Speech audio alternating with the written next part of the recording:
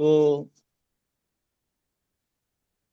અથડામણથી આ જગત ઊભું થયું છે, માટે કીધું અથડામણ ટાળો. એટલે જેમને આ જગતથી છૂટવું હોય તો જગતથી છૂટવાનો રસ્તો એક જ સીધો ને સરળ, અથડામણ ટાળો. દાદાએ શું કીધું છે? એક સ્થૂળ અથડામણ. સ્થૂળ અથડામણ એટલે આ માણસો અથડાતા નથી, યુદ્ધ ને બધું. પછી સૂક્ષ્મ અને ઓફકોર્સ સ્થૂળમાં પછી વાણીનું પણ આવે. ખરેખર એ સ્થૂળ સૂક્ષ્મ કહેવાય, પણ આપણે કહીએ સ્થૂળ, ચાલો ને. એટલે પછી કીધું, એટલે આ વાણીની અથડામણ તો ડગલે ને પગલે નથી થતી. એટલે આપણે અહીંયા શું કીધું, શું એનું માપ શું આપણા કીધું કે ભાઈ તમારે હવે છૂટવું હોય તો રસ્તો બદલી નાખો. તમે વાણીથી અથડામણ થવી એટલે શું કે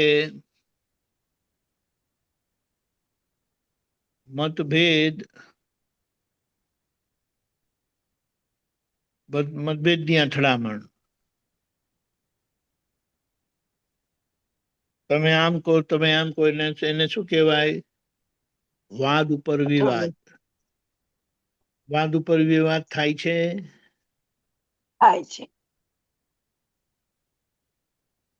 અમુક વસ્તુ મેટર બહુ સીધી હોય, સરળ હોય, ક્લિયર હોય, તો પણ બસ હું માનું છું. તમારે માનવું હોય તો માનો, પણ હું માનું છું. એટલે પછી અને આ રીતે અથડામણ થાય. પણ હવે અહીંયા મેઇન વસ્તુ કીધી છે શું? દાદાએ જે વારંવાર કીધું છે,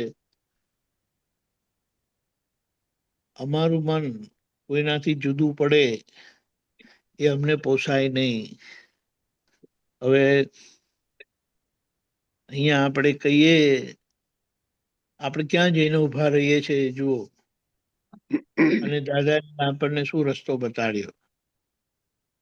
એટલે કહેવાનું શું કે અથડામણ આવી રીતે થાય છે. બીજું આગળ જઈએ સૂક્ષ્મમાં તો મનના ધોરણે. મનના ધોરણે પાછું માન્યતાનો જ ભાગ આવે, પણ એ બહાર વ્યક્ત થવાની વાત આવતી નથી એમાં. એટલે તમારું કીધેલું મને જો કંઈ માનવામાં આવે નહીં ને, તો એ સૂક્ષ્મ અથડામણમાં શું થાય કે મારું મન સ્વીકારતું નથી. અને જ્યાં મન સ્વીકારતું નથી ત્યાં પછી એ વસ્તુ મારા ચહેરા પર આવીને ઊભી રહી છે. વસ્તુ ચહેરા પર આવતી નથી ગમતું એટલે હું બોલતો નથી, પણ એ વસ્તુ ચહેરા પર અમકાઈ જાય છે. એટલે એને એમ કહીએ કે તમારી નોર્માલિટી રહે નહીં, સહજતા રહે નહીં. પછી આગળ સૂક્ષ્મતરમાં જઈએ તો સૂક્ષ્મતર એટલે દાદાએ કીધું છે ને વ્યવસ્થિત, તો ત્યાં બુદ્ધિ લડાવે. આ દાદાએ તો કીધું વ્યવસ્થિત, પણ વ્યવહારથી આવું હોવું જોઈએ ને. પાછા ઉપરથી એમ પણ કે વ્યવહાર દ્રષ્ટિથી આવું હોવું જોઈએ. હવે વિચાર કરો કે વ્યવહાર દ્રષ્ટિ તો નિર્દોષ દ્રષ્ટિ છે, અને વ્યવહારથી તો આવું જ હોય. એટલે શું કે પૂરણ કરેલું જ ગલન થાય. તો પછી વ્યવહાર જોવો એટલે કે પૂરણ થયેલું ગલન થાય છે એમ કરીને જોવું, તો બી ઝઘડો મટી જાય. અને વ્યવહાર દ્રષ્ટિથી જોવા કે તો એ આપણા પરની વાત છે, કારણ કે આગલાની વાત છે. અને આગલા આપણને પૂરણ કરેલું ગલન થાય છે તો વ્યવહાર કીધો, એમાં આપણે કંઈ કરી શકીએ એમ નથી. તેનો તો સ્વીકાર કરવાનો જ રહ્યો, પણ વ્યવહાર દ્રષ્ટિથી, એટલે વ્યવહાર દ્રષ્ટિ એ આપણને વ્યવહાર, આપણો વ્યવહાર આદર્શ બનાવે છે, આપણો વ્યવહાર સહજ બનાવે છે, આપણો વ્યવહાર નોર્મલ બનાવે છે, આપણો વ્યવહાર પ્રેમ સ્વરૂપ બનાવે છે. હવે બોલો, આની બહાર આપણે અથડામણ થયા જ કરે છે ને જોઈએ તો. અને સૌથી મોટી અથડામણ જે થાય છે ત્યાં સૂક્ષ્મતર ના લેવલની છે, બુદ્ધિના ધોરણની છે, કે જ્યાં ત્રીજી આજ્ઞા ચુકાય છે. એનો શું બેસ છે, એને ઉભો રીતે આપણે સમજી શકીએ. અને સૂક્ષ્મતમમાં એમ કીધું, જે તમારું નથી તેને તમે તમારું માનો છો. જે વ્યવસ્થિત શક્તિ કરે છે એમાં સારું હોય ત્યારે પોતે કરતા હોય એમ કરીને માને છે, નહીં તો પછી સામાના પર દોડી જાય. એટલે ત્યાં પછી દોષ દ્રષ્ટિ કામ કરે છે. હવે સૂક્ષ્મતમ એટલે જે આ મારું નથી તેને મારું કેવું તે. હવે આ ચારેય વસ્તુ આપણે જોઈએ ને તો એના પર આપણો કોઈ ઉપયોગ ગયો નથી એવો કે આપણે નક્કી કરીએ કે ના આમ તો ના જ થવું જોઈએ એમ કરીને. જેમ દાદા એમના માટે કીધું, અમારું મન કોઈનાથી જુદું પડે કે અમને પોસાય જ નહીં. ત્યારે આપણે એ જ માથાકૂટમાં રહીએ છીએ કે હું માનું તે સાચું, હું સમજુ તે સાચું, અને એના પર ઝઘડો થઈ જાય છે. એટલે હવે વિચાર કરો, આ અથડામણમાંથી આપણે નીકળવાનું છે, અને એટલું બધું દાદાએ વિચારી લીધું છે. આપણે એટલે આપણે તપાસ શું રાખવાની છે, આખા દિવસમાં કેટલી અથડામણ થાય છે. ને આજે વાણીના ધોરણે વધારે હોય છે, એટલે એને ક્યાં હોય છે? વાદ ઉપર વિવાદ, વાદ ઉપર વિવાદ, અને વિવાદ બધા કેટલા પ્રકારના વિખવાદ થઈ જાય, ઝઘડો થઈ જાય, ક્લેશ થઈ જાય, આ વાત છે. એટલે આ ડિસ્ચાર્જ વ્યવહાર બધો આપણો આવો ખામી વાળો છે, તો એને સારી રીતે શુદ્ધાત્મા દ્રષ્ટિએ જોઈને એને સીધો કર્યા કરવાનો છે. વ્યવહાર દ્રષ્ટિથી, નિશ્ચય દ્રષ્ટિથી રહીને, એટલે નિશ્ચય દ્રષ્ટિથી જોઈને વ્યવહાર દ્રષ્ટિથી ઉકલતા વ્યવહારને નોર્મલ કરવાનું છે. અને એ પણ શાના માટે કીધું, શેના માટે કીધું? તો કે છે આપણાથી સામાન્ય દુઃખ થાય ને, શા માટે પ્રતિક્રમણ કરવાનું? કારણ કે આપણે એ દોષમાંથી છૂટવું છે. નહીં તો પેલા સામા છે ને ખાર રાખશે અને આપણને મુક્ત નહીં કરે, એટલે વેર બાંધશે.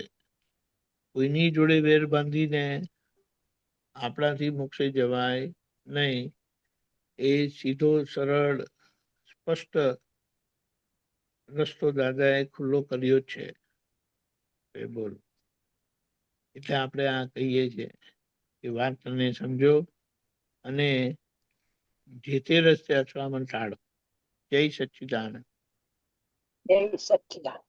બોલો, આજે નવું આજે હા, હવે પાછું આજે દિવાળી શરૂ થાય છે. 11 છે આજે. 11 નો મતલબ શું? 10 ઓળંગે ને 10મું એટલે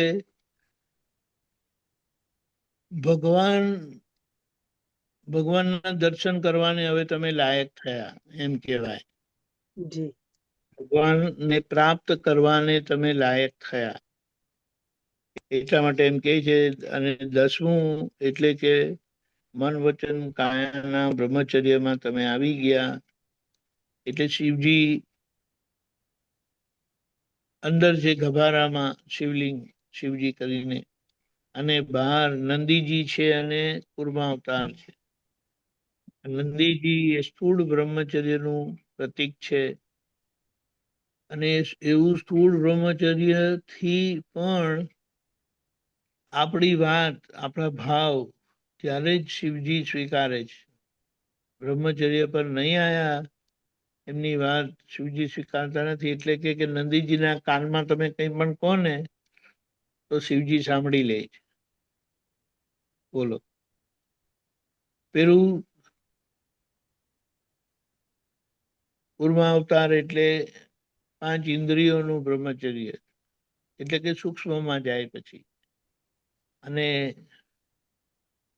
અંદર શિવજી એટલે મૂળ બ્રહ્મચર્ય. બ્રહ્મમાં ચર્યા કરવી.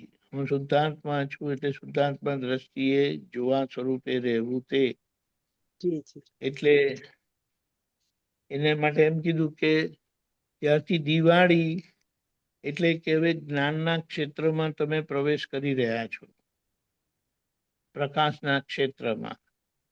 કે હવે એના પછી એને એમ કહીએ ને કે આખી 11 જે છે ને, એ જે આપણે એકાદશી કીધી, દાદાની 11 કીધી ને, ત્યાં એકાદશી આવી, દિવાળીની એકાદશી. હવે દિવાળીની એકાદશી એટલે એમાં કોઈ ક્રિયાનું આપણાથી ઉપરાણું લેવાય નહીં. ઉપરાણું લેવાય નહીં એટલે શું? કે એના કરતા થવાય નહીં. એટલા માટે કીધું કે 11 વસ્તુને ભૂખા રાખવાના. 5 કર્મેન્દ્રિયો, 5 જ્ઞાનેન્દ્રિયો અને 11મું મન. હવે બોલો, કર્મેન્દ્રિયો એટલે ટોટલ કમ્પ્લીટ વ્યવસ્થિત આપણે કહીએ. 5 ઇન્દ્રિયો કંઈ પણ બતાડે તો આપણે એનાથી ખેંચાઈએ નહીં, એટલે કે એના પ્રભાવમાં આવીએ નહીં, એના ઇન્ફ્લુઅન્સમાં આવીએ નહીં.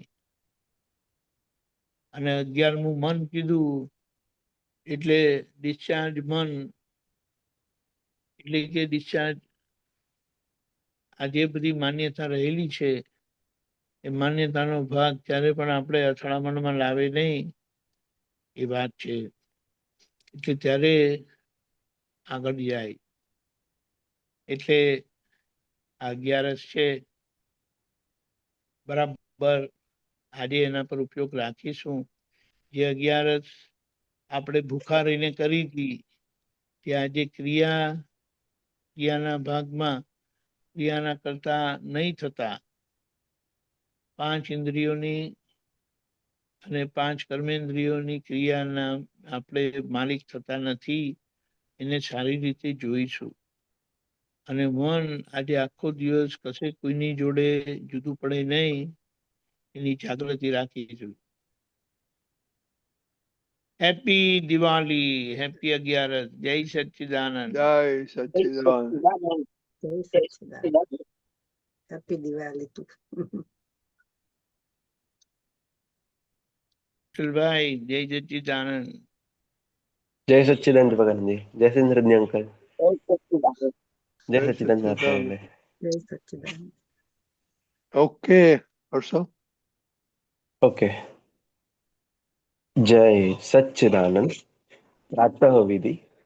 શ્રી સિમંદર સ્વામીને નમસ્કાર નમસ્કાર નમસ્કાર. શ્રી સિમંદર સ્વામીને નમસ્કાર નમસ્કાર નમસ્કાર. શ્રી સિમંદર સ્વામીને નમસ્કાર નમસ્કાર નમસ્કાર. શ્રી સિમંદર સ્વામીને નમસ્કાર નમસ્કાર નમસ્કાર. શ્રી સિમંદર સ્વામીને નમસ્કાર નમસ્કાર નમસ્કાર. વાત્સલ્ય મૂર્તિ દાદા ભગવાનને નમસ્કાર નમસ્કાર નમસ્કાર. વાત્સલ્ય મૂર્તિ દાદા ભગવાનને નમસ્કાર નમસ્કાર નમસ્કાર. વાત્સલ્ય